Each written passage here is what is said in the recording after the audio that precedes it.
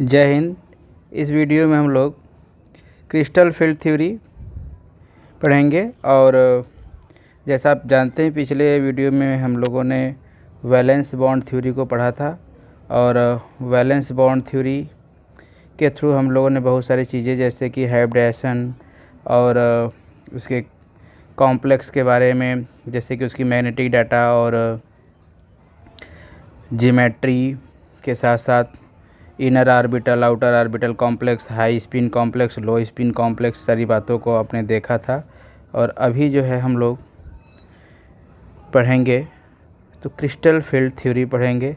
तो friends, crystal field theory पढ़ने से पहले हम लोग जो ज़रा limitations of valence bond theory को देख लेते हैं कि वैलेंस बॉन्ड थ्योरी के क्या लिमिटेशंस हैं। अगर हम फर्स्ट लिमिटेशन की बात करें तो वैलेंस बॉन्ड थ्योरी का जो फर्स्ट जो नंबर 1 पे रखा जाए लिमिटेशन वो है it involves number of assumptions. Assumptions means क्या होता है? धारणाएं या मान्यताएं। बहुत सारी चीज़ें होती हैं जो वैलेंस बॉन्ड थ्योरी में मान ली जाती हैं, तो ये एजम्पशंस हैं, इसलिए एजम्पशंस किसी भी थ्योरी के लिए बेटर नहीं होता है। Second, it does not give the quantitative interpretation of magnetic data. ये मैग्नेटिक डाटा का क्वांटिटेटिव इंटरप्रिटेशन करने में फेल्योर हो जाता है, ये फेलियर रहता है। क्वांटिटेटिव और क्वालिटेटिव दो चीज़ें होती है, तो क्वांटिटेटिव मीन्स होता है exactly calculated data. So the valence bond theory is failure to explain the quantitative interpretation of magnetic data. Next, it does not explain the thermodynamic and kinetic stability. Elsewhere, it does not explain the tetrahedral square complexes, tetrahedral and square planar complexes in the case of coordination number 4, and it does not distinguish between the weak field and strong field ligands. So these two things, weak field ligands, strong field ligands, as well as the magnetic data, can be calculated easily and very clearly by the crystal field theory. So friends, we are going to start the crystal field theory. देखिए, आप अगर coordination compound के बारे में जानते हैं तो आपको ये क्लियर होगा कि कोऑर्डिनेशन कंपाउंड में जैसे कि एक मेटल होता है और मेटल के बाहर लिगेंड्स लगे होते हैं, ये 4 होंगे तो टेट्राहेड्रल 6 हो जाते हैं, ऑक्टाहेड्रल, इस तरह से ये लिगेंड्स लगे होते हैं। और लिगेंड्स क्या करते हैं कि इलेक्ट्रॉन पेयर्स जो है मेटल के आयन को, डी ऑर्बिटल जो होता है 3D सीरीज के मेटल होते हैं, स्कैंडियम टू जिंक हो सकते हैं। सो इनके डी ऑर्बिटल जो वैकेंट डी ऑर्बिटल होते हैं उसमें लिगेंड्स अपने पेयर ऑफ इलेक्ट्रॉन दे करके कॉम्प्लेक्स का फॉर्मेशन करते हैं। इस तरह से जो है फॉर्मेशन ऑफ कॉम्प्लेक्स होता है। सो फ्रेंड्स, अब ज़रा सा हम लोग क्रिस्टल फील्ड थ्योरी में आते हैं और फिर इसमें कुछ बातें जो हमें ध्यान से देखना है वो क्या है। देखिए, जो क्रिस्टल फील्ड थ्योरी है इसका जो जन्म है कह सकते हैं, या इसकी जो नीड है वह पड़ी मैग्नेटिक डाटा को लेकर के, क्योंकि जो वैलेंस बॉन्ड थ्योरी है आपने इसके लिमिटेशंस में देखा कि वैलेंस बॉन्ड थ्योरी जो है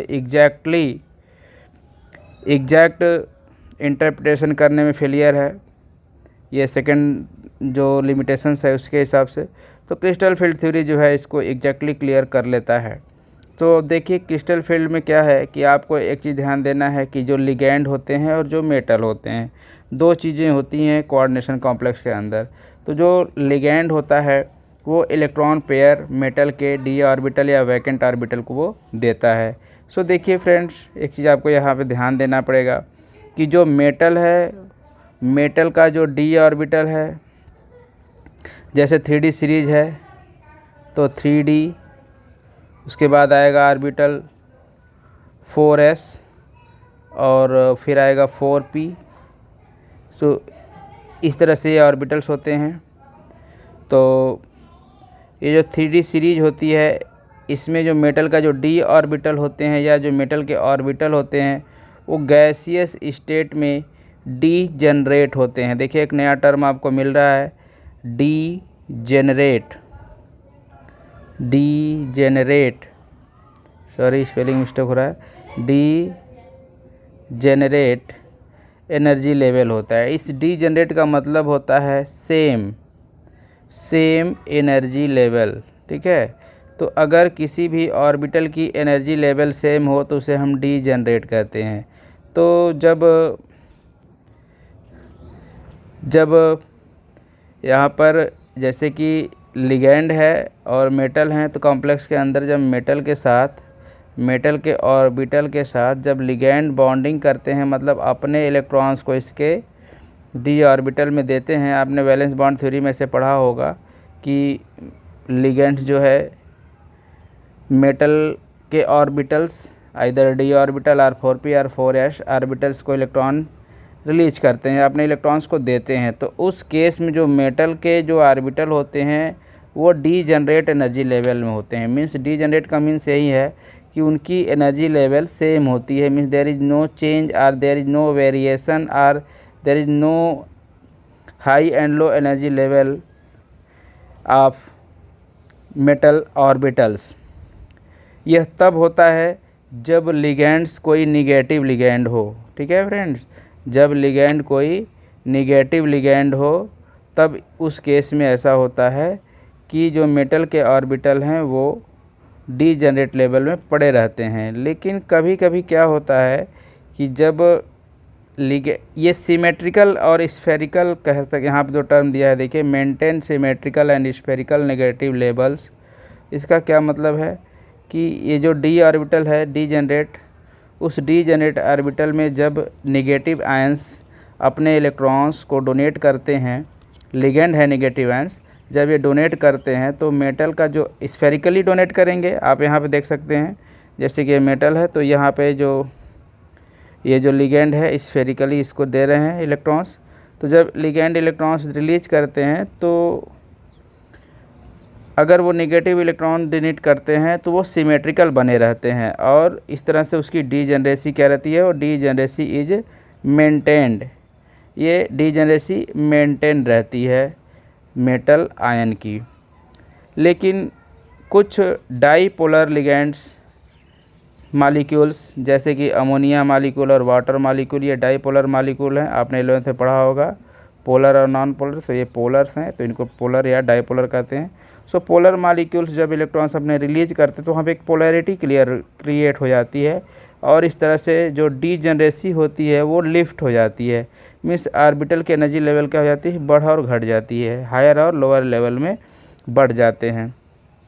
तो अब आपको यहाँ पे एक चीज़ और ध्यान देना है कि डी ऑर्बिटल की सिमेट्री कैसी होती है। तो डी ऑर्बिटल जो होता है उसके कुल 5 सब सेल्स होते हैं। तो d x y, d x z और डी वाई जेड, ये तीनों ऐसे ऑर्बिटल्स हैं जैसे अगर ये एक्सिस है, ठीक है, तो इसको मैं एक्स मान लूँ और इसको हम लोग वाई मान लें यहाँ पे, तो ये जो ऑर्बिटल है ये डी ऑर्बिटल ऐसे होता है यहाँ पे, और ये जो जेड एक्सिस है वो यहाँ पे है, मतलब ये तीसरी एक्सिस जो है जेड है।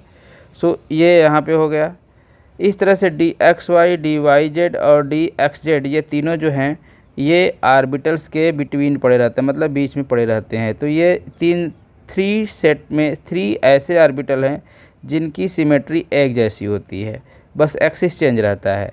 लेकिन इस 5 में से 3 तो एक जैसे हो गए, लेकिन 2 जो होते हैं वो ऑन द एक्सिस होते हैं। जैसे एक होता है डी एक्स स्क्वायर और वाई स्क्वायर, तो ये डी एक्स स्क्वायर और वाई स्क्वायर, ये एक्स एक्सिस और वाई एक्सिस के ठीक परपेंडिकुलर इसके लोब्स होते हैं। These are the lobes of the orbital. ये ऑर्बिटल कैसे लोब होते हैं, ये लोब्स ही ठीक एक्सिस के ऊपर एग्जैक्टली सिचुएटेड होते हैं। तो ये हो गया ये, तो इसको हम लोग कहते हैं d x square minus y square. ये सिमेट्री रिप्रेजेंट करने का मेथड है, इसमें आप परेशान ना हो कि ये एक्स स्क्वायर और वाई स्क्वायर क्यों लिखा है या माइनस यहाँ क्यों लगा। ये आपको ग्रुप थ्योरी और सिमेट्री आपको पढ़ने के मिलेगी हाई लेवल क्लासेस में, वहाँ पे आपको क्लियर किया जाता है। और फिर एक चौथा जो होता है, 5वां जो लास्ट है, वो है डी जेड स्क्वायर। इसमें क्या होता है कि एक्स एक्सिस वाई एक्सिस, तो ये जो एक्स एक्सिस पे ऐसे होता है और एक जेड एक्सिस पर इस तरह से एक सर्कुलर स्फेरिकल दिखता है शेप। यहाँ पे ऑर्बिटल का जो दूसरा लोब है वो क्लियरली अपीयर नहीं हो पाता, इसलिए इसको ऐसी सिमेट्री बनाई जाती है। तो ये डी एक्स जेड स्क्वायर है। सो इस तरह से हम कह सकते हैं कि जो डी ऑर्बिटल हैं तो डी ऑर्बिटल के जो 5 सेट्स हैं, जैसे हम ऐसे अगर सिंपली रिप्रेजेंट करें 1 2 3 4 5, सो इसमें से 2 सेट्स अपीयर होंगे। 2 सेट्स में से ये 3 सेट्स जो है एक जैसे हैं और ये 2 सेट एक जैसे हैं। तो इन तीनों में कौन कौन है ये देखिए, ध्यान दीजिएगा, d x z, d y z और डी एक्स वाई है ये फ्रेंड, ठीक से नोट कर लीजिएगा, d x z, d y z, d y z. इसको आप आगे पीछे भी लिख सकते हैं। और यहाँ पे जो इसमें दोनों ये दोनों हैं, इसको मैं यहाँ लिख देता हूँ, d x square minus y square, और लास्ट जो 5th है वो क्या है, डी जेड स्क्वायर है। तो ये जो 3 के सेट हैं इनको हम लोग T2 कहेंगे, और ये जो 2 सेट है उसको हम लोग E कहेंगे। देखिए जो ऑक्टाहेड्रल कॉम्प्लेक्स होगा उसके केस में जहाँ पे ये 3 सेट्स ऑफ ऑर्बिटल्स आएंगे, इनको ग्रुप थ्योरी एक सिस्टम होता है, उस ग्रुप करने के लिए हमको इसका नाम हम देते हैं T2G। और इसमें यहाँ पे जो आ रहे हैं 2 सेट, इनको हम लोग कहते हैं EG। तो ये ऑक्टाहेड्रल के केस में केवल अप्लाई किया जाएगा। और जब टेट्राहेड्रल कॉम्प्लेक्स हो जाएगा तो उस केस में हम क्या कहेंगे, टेट्राहेड्रल में T2, और इसको क्या कहेंगे, केवल E। सो ये आगे की चीज़ है, इसको हम लोग आगे डिस्कस करेंगे। पर इतना तो यहाँ से क्लियर ये हुआ कि जो ऑर्बिटल्स हैं इनके 2 सेट्स बने, एक सेट बना T2 और एक सेट बना E, ठीक है। सो आगे देखिए, अब इतना तो आपको क्लियर हो रहा है कि क्रिस्टल फील्ड थ्योरी जो होता है वो 2 बातों पर डिपेंड करता है कि कॉम्प्लेक्स की ज्योमेट्री क्या है, कि वो ऑक्टाहेड्रल कॉम्प्लेक्स है या वो ऑक्टाहेड्रल कॉम्प्लेक्स है या वो टेट्राहेड्रल कॉम्प्लेक्स है। So friends, first of all we are going to study about the octahedral complexes. So you can see here in octahedral coordination entity with 6 ligand, तो octahedral जब बनेगा तो उसमें कितने लिगेंड होंगे, 6 लिगेंड होंगे, इतना आप जानते ही हैं। तो जो मेटल आयन है वहाँ पे एक रिपल्सन क्रिएट होगा, किसके बीच में, मेटल आयन, उसके अपने इलेक्ट्रॉन है मेटल के, और लिगेंड से इलेक्ट्रॉन भी मिल रहे हैं। तो लिगेंड के इलेक्ट्रॉन जो नेगेटिव चार्ज लिगेंड हैं उनके इलेक्ट्रॉन्स, या कहिए जो भी लिगेंड है, चाहे नेगेटिव चार्ज हो चाहे वो पोलर डाईपोलर मॉलिक्यूल हो, तो उसके जो इलेक्ट्रॉन मिलेंगे इसके बीच में यहाँ पे क्या होगा, एक रिपल्सन क्रिएट होगा, और इस रिपल्सिव फोर्स की वजह से एक डायरेक्शन क्रिएट होगा, और जिसके वजह से जो ऑर्बिटल्स हैं वो स्प्लिट कर जाते हैं। और जब स्प्लिट करते हैं तो उनके 2 सेट अपीयर होते हैं, T2G सेट और EG सेट। सो देखिए फ्रेंड्स, जो ऑर्बिटल्स की एनर्जी लेवल हाई होगी वो ऊपर चले जाएंगे। अभी मैं आपको दिखाता हूँ। देखिए, जैसे हम लोग अगर ऑक्टाहेड्रल की बात करें, crystal field theory in the octahedral complexes, तो देखिए एक आप ऐसे एनर्जी लेवल बना लेंगे ऐसे, और यहाँ पे ये जो 5 दिखा गया, ये 5 लाइन्स हैं, ये 5 लिखाया गया है लाइन, ये अपीयर कराने के लिए या रिप्रेजेंट करने के लिए कि ये मेटल का डी ऑर्बिटल है। जब ये मेटल का डी ऑर्बिटल एनर्जी गेन करता है, कहाँ से एनर्जी गेन करता है, जब लिगेंड के साथ बॉन्डिंग करता है, तो इसकी एनर्जी थोड़ी सी बढ़ जाती है। तो आप देखिए ये थोड़ा सा ऊपर चला गया, यहाँ आप देखिए थोड़ा सा ऊपर चला गया, सो एनर्जी बढ़ गई। इसके बाद अगर उसके लिगेंड्स पोलर लिगेंड हैं, डाईपोलर लिगेंड हैं, तो वो डीजेनरेसी मेंटेन नहीं रह पाती है और उसकी डीजेनरेसी ब्रेक हो जाती है, अर्थात लेवल उसका एनर्जी हायर लेवल और लो लेवल एनर्जी लेवल में ऑर्बिटल्स स्प्लिट हो जाते हैं। स्प्लिट टर्म आप ध्यान रखिएगा, स्प्लिट हो जाते हैं। तो स्प्लिट होने का मतलब क्या है, ये टूट जाते हैं, इसीलिए इसको हम लोग क्रिस्टल फील्ड स्प्लिटिंग थ्योरी भी कहते हैं। तो ये स्प्लिट कर जाते हैं, और स्प्लिट करते तो 2 सेट्स में स्प्लिट करते हैं। देखिए मैंने आपको बताया था कि 2 सेट होते हैं, T2G सेट और EG सेट। तो T2G सेट जो होते हैं, जो ऑर्बिटल होते हैं, उसमें कौन कौन, जो मीडियम एक्सिस के मिडिल में बिटवीन पड़ते हैं, तो इनकी एनर्जी लेवल कम रह जाती है। एनर्जी लेवल कम होने का मतलब है स्टेबल अधिक होना। और जो EG सेट है, जिसको ये रेड कलर से दिखाया जा रहा है, इसकी एनर्जी लेवल हाई हो जाती है। इस तरह से ये 2 सेट में टूटे, EG लेवल ऊपर चला गया और T2G लेवल नीचे रह गया। तो EG लेवल और T2G लेवल के बीच का जो एनर्जी लेवल डिफरेंस है वो क्या है, वो देखिए यहाँ पे जो आपको मिडिल में दिख रहा है, ये डेल्टा O लिखा हुआ है। इसका मतलब ये है कि यहाँ पे जो एनर्जी लेवल है वो डीजनरेट एनर्जी लेवल है, लेकिन डीजनरेट एनर्जी लेवल से जो EG सेट है इनकी एनर्जी लेवल थोड़ा सा बढ़ गया, ये हायर हो गया, ये 3/5 डेल्टा O हो गया। और साथ ही साथ जो T2G है, ये सेट इनकी एनर्जी लेवल डाउन हो जाती है, कम हो जाती है, डी जनरेट एनर्जी लेवल से कम हो जाती है। तो ये जो लेवल है, जो ये पॉइंट है जहाँ पर एनर्जी लेवल डी जनरेट है, उस पॉइंट को हम लोग बेरी सेंटर कहते हैं। देख ध्यान दीजिएगा, BARY सेंटर, बेरी सेंटर कहते हैं। और जब आप 3/5 और 2/5 को प्लस कर देंगे, डिफरेंस को प्लस कर देंगे, तो क्या हो जाएगा, ये 1 आ जाएगा।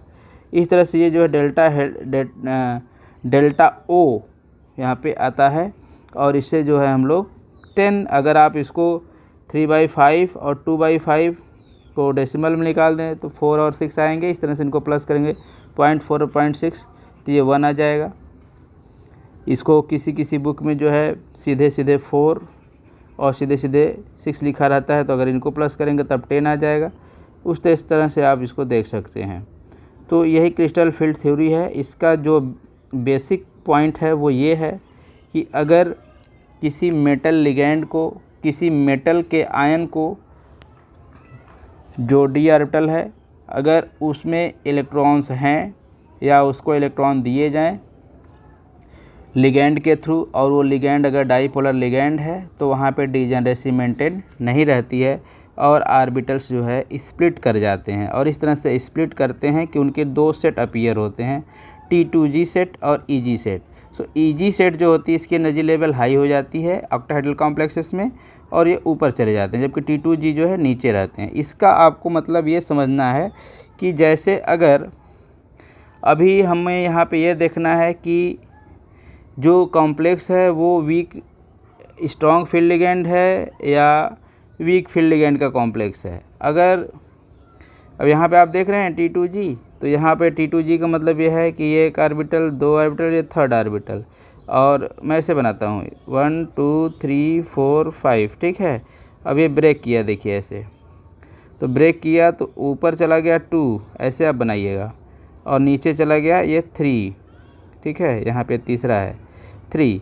अब सपोज करिए कि यहाँ पे D2 सिस्टम है, तो D2 सिस्टम है तो 1 इलेक्ट्रॉन यहाँ आ जाएगा, 1 इलेक्ट्रॉन यहाँ आ जाएगा। यहाँ पे कोई इलेक्ट्रॉन नहीं है, इधर कोई इलेक्ट्रॉन्स नहीं है, और यहाँ भी एक वैकेंसी है। लेकिन अगर सिस्टम D3 है तो 1 इलेक्ट्रॉन और बढ़ जाएगा। अभी तक मामला ठीक रहा। लेकिन अगर सिस्टम D4 का हो तब क्या होगा भाई? तो जब सिस्टम D4 का होगा, ऐसा कोई मेटल कॉम्प्लेक्स जिसके कॉन्फ़िगरेशन में मेटल के डी ऑर्बिटल में 4 इलेक्ट्रॉन आ रहे हों, उस केस में देखिए आप 3 इलेक्ट्रॉन्स तो ये हो गए। अब जो 4th इलेक्ट्रॉन है ये सारा मामला क्लियर करेगा। अभी वैलेंस बॉन्ड थ्योरी के हिसाब से ये 4th इलेक्ट्रॉन को ऐसे होना चाहिए था, यहाँ पे देखिए ऐसे होता था 1 2 3 4 5, सो ये 1 2 3 4 ऐसे होता था। सो जब हम लोग मैग्नेटिक डाटा कैलकुलेट करते थे तो उसके हिसाब से यहाँ पे क्या होना चाहिए, ये 4 अनपेयर्ड इलेक्ट्रॉन है। अब यहाँ पे आप ध्यान से देखिए, यहाँ पे आपको ये देखना है कि जब 4th इलेक्ट्रॉन है वो कहाँ जाएगा। या तो इलेक्ट्रॉन 4th वाला यहाँ आ सकता है, और या तो फिर according to the Hund's rule, क्योंकि एनर्जी लेवल को पहले में भरेगा तो यहाँ पे पेयरिंग हो जाएगी, तो या तो यहाँ पेयरिंग करेगा। अगर ये पेयरिंग कर देता है तब केस में क्या बनेगा, देखिए यहाँ पे 2 अनपेयर्ड इलेक्ट्रॉन ही केवल बचेंगे। और अगर पेयरिंग नहीं करता है तब ये यहाँ चला जाएगा तो 4 अनपेयर्ड इलेक्ट्रॉन है। और आप जानते हो मैग्नेटिक मोमेंट का फार्मूला कि n और √n+2, जहाँ पे n क्या है, ये अंडर रूट है, ध्यान दीजिएगा, √n+2, जहाँ पे n क्या है, अनपेयर्ड इलेक्ट्रॉन। ये इसका यूनिट क्या होता है, Bm, Bohr magneton. So friends, जो ये n है यह बहुत बड़ी वैल्यू रखता है, बहुत बड़ी इंपॉर्टेंस रखता है। तो आप देखिए कि अगर ये 4th इलेक्ट्रॉन ऊपर वाले में चला जाए, मतलब EG सेट में चला जाए, तो 4 अनपेयर इलेक्ट्रॉन बच रहे हैं। और अगर ये वहाँ से न जा कर के यहाँ पे आके पेयरिंग कर दे तब केवल 2 ही अनपेयर्ड इलेक्ट्रॉन बच रहे हैं। सो n की वैल्यू या तो 2 हो सकती है या तो 4 हो सकती है। इस तरह से जो क्वांटिटेटिव डाटा है ये बहुत ज़्यादा वेरी हो जाएगा। तो यही जो है क्रिस्टल फील्ड थ्योरी की जो सबसे बड़ी खासियत या इम्पोर्टेंस है वो है, जिसको आपने अभी देखा। अब इसमें आपको ये ध्यान देना है कि किस केस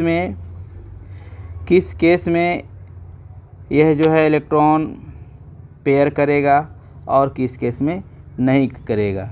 तो in crystal field splitting delta O depend upon the field produced by the ligand and charge on the metal ion.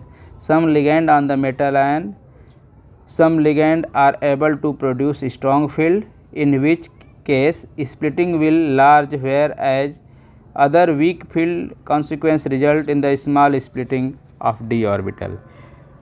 In general, ligand can be arranged in the series of their increasing strength of the given below. कुल मिला के कहने का मतलब यह है कि जो लिगेंड है क्रिस्टल फील्ड थ्योरी में, कुछ लिगेंड्स ऐसे होते हैं जो वीक फील्ड प्रोड्यूस करते हैं और कुछ ऐसे होते हैं जो स्ट्रॉन्ग फील्ड प्रोड्यूस करते हैं। वीक फील्ड वाले पेयर नहीं कर पाते हैं और स्ट्रॉन्ग वाले पेयर करते हैं।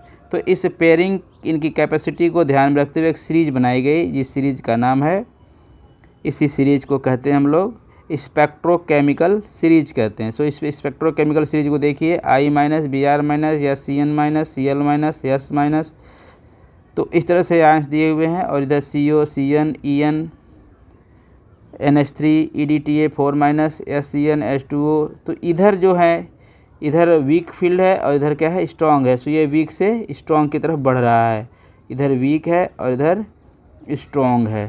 सो फ्रेंड्स, जैसे कि CO है, Cn है, इन है, अमोनिया है, EDTA है, ये स्ट्रॉन्ग फील्ड के लिगेंड्स है, ये पेयरिंग करेंगे। और वाटर के केस में कुछ कॉम्प्लेक्स वेरिएशन करता है, कुछ जो है पेयरिंग करते हैं, कुछ नहीं करते हैं। और इधर आगे बढ़ेंगे आप तो इसमें तो सारे वीक फील्ड हैं, ये कोई भी पेयरिंग नहीं कर पाते हैं, तो इनके कॉम्प्लेक्स जो है पैरामेटिक बनाते हैं। तो इस हिसाब से हम लोग ध्यान रखते हुए हम लोगों को बनाना है। स्प्लिटिंग को ध्यान रखते हुए अगर कहीं मैग्नेटिक मोमेंट के बारे में पूछा जाता है तो पहले हम इस तरह से कॉन्फ़िगर करेंगे और फिर उसके बाद इलेक्ट्रॉन देखेंगे कितने इलेक्ट्रॉन अनपेयर्ड हैं और उस अनपेयर्ड इलेक्ट्रॉन के हिसाब से हम लोग बैलेंस करेंगे। सो फ्रेंड्स, इस तरह से ये जो क्रिस्टल फील्ड थ्योरी है वो फिनिश होती है।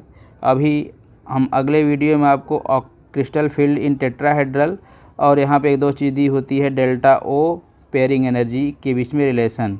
डेल्टा ओ का मतलब होता है इस crystal field splitting energy of octahedral complex. इस ओ का मतलब है ऑक्टाहेड्रल। तो इसके और पेयरिंग एनर्जी के बीच में क्या रिलेशन है उसको हम लोग अगले वीडियो में देखेंगे। तब तक के लिए जय हिंद, टेक केयर।